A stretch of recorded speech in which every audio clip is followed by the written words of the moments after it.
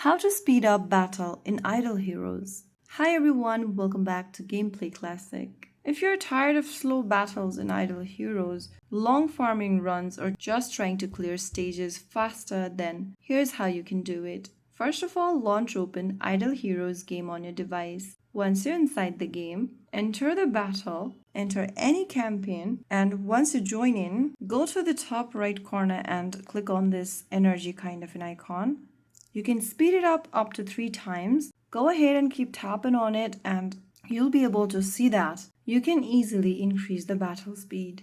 By turning on the battle speed, you will be able to finish your battles quicker. Try combining ×3 speed plus auto battle plus strong lineups for the best result. This is the fastest way to farm resources efficiently in Idle Heroes. So that is how it's super easily done. If you found the video helpful, don't forget to like, share, and subscribe to our channel. I will be back again in the next video. Thank you for watching.